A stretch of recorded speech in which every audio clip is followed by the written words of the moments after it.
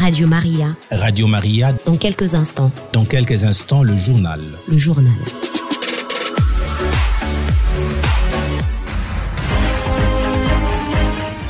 Mesdames, Messieurs, bonjour et bienvenue à cette édition du journal sur la 107.6 MHz. Alix Kamoso est du côté des consoles pour la réalisation de cette antenne et ici au micro pour la présentation, Nelly Kabena, c'est moi. Voici les titres. L'archevêque métropolitain de Lubumbashi sensibilise les familles au sens de la création. Monseigneur Fulgence Muteba Mugalu indique qu'une famille au sens basique et à la lumière des Écritures saintes, c'est un papa, une maman et les enfants. Il rejette donc en bloc avec la plus grande fermeté les pratiques LGBTQ. À l'occasion de la 63e année d'accession de notre pays à l'indépendance, les évêques de la SENCO appellent la population congolaise à un vote utile en décembre prochain si jamais il y a élection crédible. Ce message a été lu lors de la célébration eucharistique dans les différentes paroisses à l'occasion de l'anniversaire des 63 ans de notre pays. Vers une mise en place d'une pastorale d'entraide dans l'archidiocèse de Lubumbashi, l'annonce a été faite le 30 juin dernier par Monseigneur Emmanuel Mumba, vicaire général en charge des œuvres. Cette structure qui regroupe tous les anciens membres du comité des pastorales des jeunes s'est donc retrouvée à la paroisse Saint-Ange, Doyenné Ceinture Verte. Voilà pour ce qui est des titres. Bienvenue, mesdames, messieurs, et merci de nous choisir pour vous informer.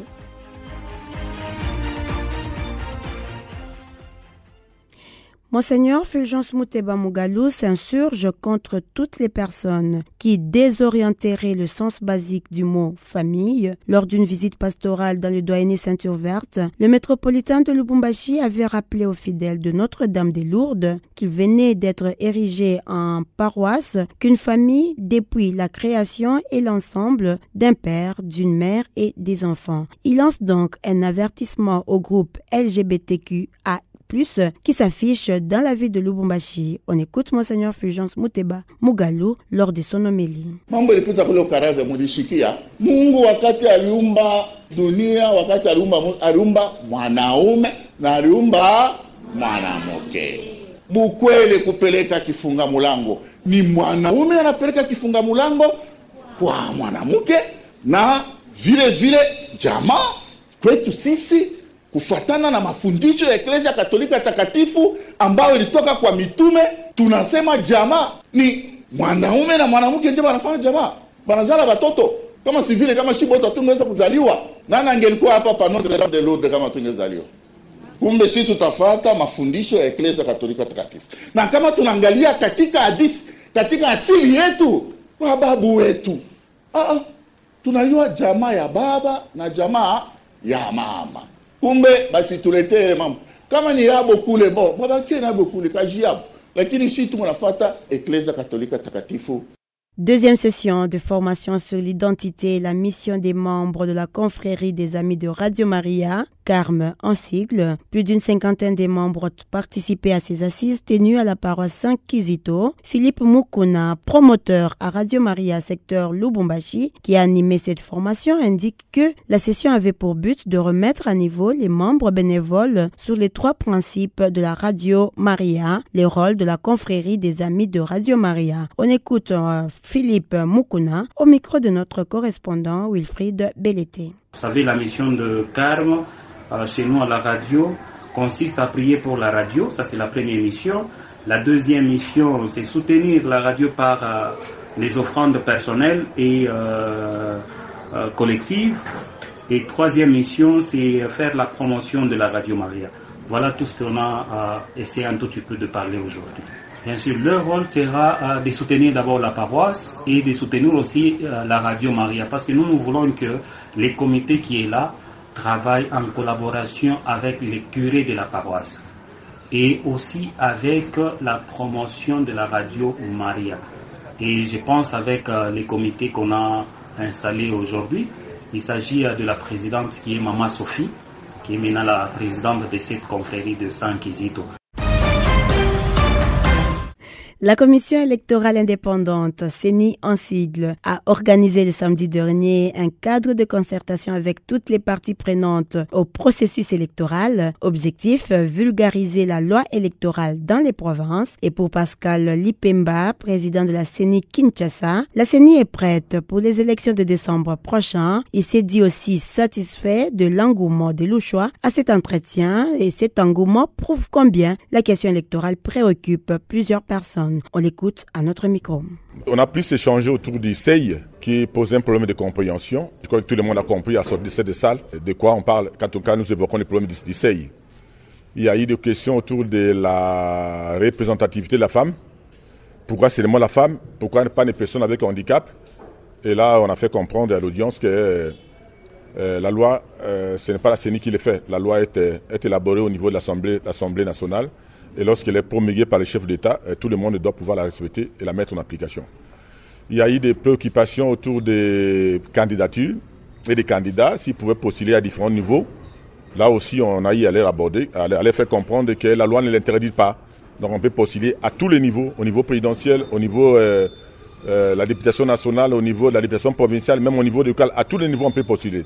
Mais ce qui est interdit, c'est de postuler 2 fois à une même circoncision.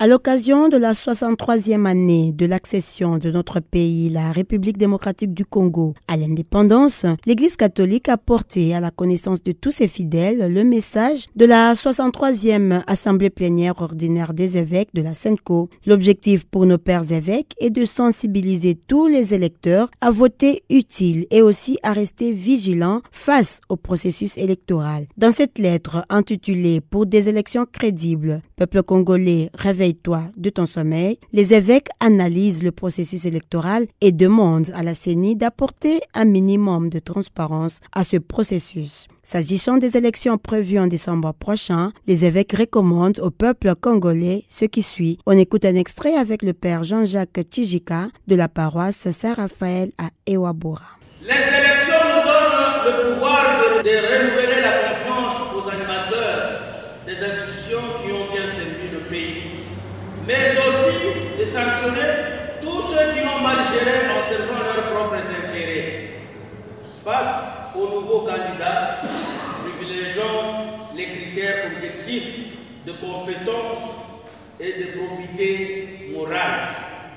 Prenons donc conscience de notre responsabilité en tant que souverain primaire en disant non aux opportunistes qui changent de camp à la recherche des intérêts personnels.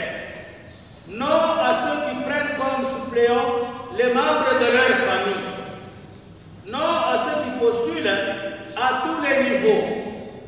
Non aux tribalistes et aux népotistes. Non à l'achat de conscience. Sachant que l'acte que nous allons poser le jour du scrutin est décisif pour l'avenir de notre pays. Compte tenu des expériences malheureusement des cycles passés, ne quittons pas le bureau de vote tant qu'on n'aura pas affiché les résultats. Célébration le vendredi 30 juin dernier à la paroisse Saint-Ange Gardien de Lubumbashi d'une messe en mémoire de tous les jeunes disparus, organisée par la Pastorisation, une structure regroupant les anciens membres de la pastorale des jeunes pour une entraide spirituelle et matérielle. C'est Monseigneur Emmanuel Mumba, vicaire général en charge des finances et des œuvres, qui a présidé cette célébration devant une centaine de jeunes. Signalons également que cette structure sera mise au point au niveau de l'archidiocèse au mois d'août prochain, a indiqué le point focal de la pastorisation. On écoute donc Jean-Luc Senda, point focal de la pastorisation, Lubumbashi, à notre micro. Nous avons les membres qui sont un peu partout dans nos secteurs et sous-secteurs, Lubumbashi, Likasi, sous-secteur ouest, est et Kilelabalanda. Tous ceux-là avec qui nous avions passé un moment à la pastorale des jeunes, notre temps, quand nous étions encore plus jeunes, à la pastorale des jeunes, ils se retrouvent dans cette structure qui est la pastoralisation. Qui nous avons aussi des prêtres qui nous avaient accompagnés à la pastorale des jeunes et qui vit avec nous dans cette structure. Ça fait déjà plus de 5 ans que nous sommes en train de célébrer les messes en mémoire de tous les défunts de la pastorale des jeunes. Et ils ont été chers pour nous. Et c'est pour ça que nous ne pouvons pas les oublier. Et c'est la raison d'être ici à la paroisse Saint-Ange Gardien. C'est 30 juin pour une célébration eucharistique en mémoire de tous les défunts de la pastorale des jeunes. Est tenu ce dimanche au bâtiment du 30 juin d'un opéra musical dénommé Histoire du roi Saoul. Il s'agit d'une histoire scénographique qui relate toute l'histoire du roi depuis sa victoire sur Goliath jusqu'à son couronnement. Cette composition de Georges Handel a été interprétée par la chorale Chœur des Anges, CDA, un sigle de la paroisse ou aumônerie catholique universitaire Saint-Esprit de Lubumbashi. Témoin de l'événement, Déborah Mwangi. C'est une première pour la chorale Chœur des Anges d'organiser un opéra musical à Lubumbashi. Ils sont beaucoup plus connus pour des concerts musicaux organisés chaque année dans la ville de Lubumbashi. Tandis que cette année, ils se sont essayés dans l'opéra pour améliorer la capacité vocale des choristes, mais aussi évangéliser la parole de Dieu à la manière de chantre, comme le dit Abel Chimonga, le directeur technique. Le concert, généralement, il a deux grands objectifs. Le premier objectif, ça veut dire qu'il nous permet de nous améliorer en termes de capacité vocale, en termes de chant, parce que les chœurs que nous exécutons demandent une certaine assiduité, un grand temps de préparation et une certaine discipline. Ça améliore effectivement la qualité vocale de la chorale. Le deuxième objectif que la chorale se fixe, c'est aussi évangéliser par les chants, parce que nous sommes une chorale liturgique, nous chantons dans l'église, alors tout ce que nous chantons doit refléter un peu cette image-là. Donc la deuxième raison, elle est purement évangélique. Pourquoi un opéra sur l'histoire du roi Saïl, Abel Chimonga?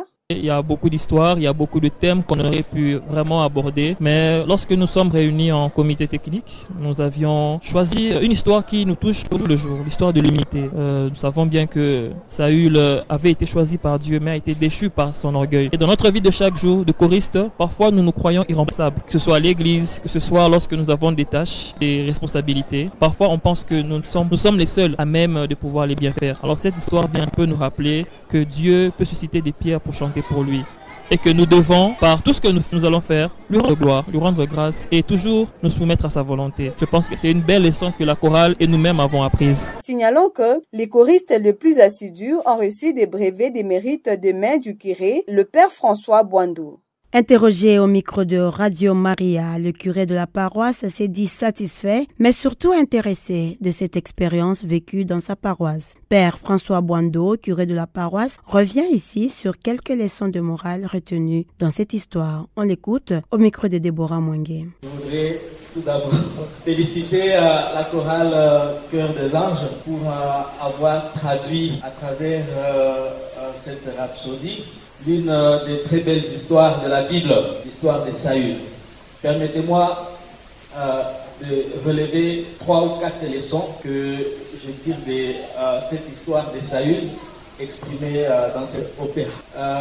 Première leçon, c'est que notre Dieu reste le roi des rois et que lorsqu'il confie la royauté à un humain, eh bien l'humain qui n'oublie pas qu'il reste un humain et que la parcelle de pouvoir que vous avez, ne l'utilisez pas pour mater les autres. Ne sombrez pas dans le cynisme, le tyrannisme, la dictature comme Saül. Et comme conséquence, eh bien, on lui a ravi la royauté. Très important.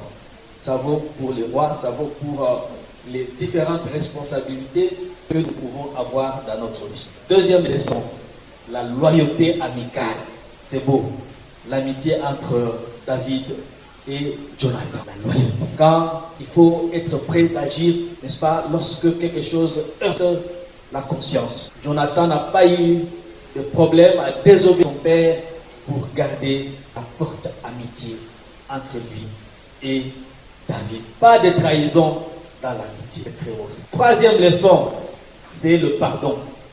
Le pardon. Alors que Saül a multiplié des stratagèmes pour éliminer David, malgré tout cela, eh bien David, alors qu'il avait l'occasion d'éliminer Saül, ne l'a pas fait. Ce journal est terminé, mesdames, messieurs. Si vous l'avez aimé ou encore si vous préférez le voir encore ou le suivre, veuillez nous envoyer vos dons à travers ce numéro RTL Money plus 243 99 45 41 132, Orange Money plus 243 85 442 39 et M-Pesa plus 243 834 43 33 17. Moi c'est Nelly Kabena, Alix Kamoso. Nous vous disons merci pour votre écoute attentive à ce journal. On se revoit à la prochaine occasion.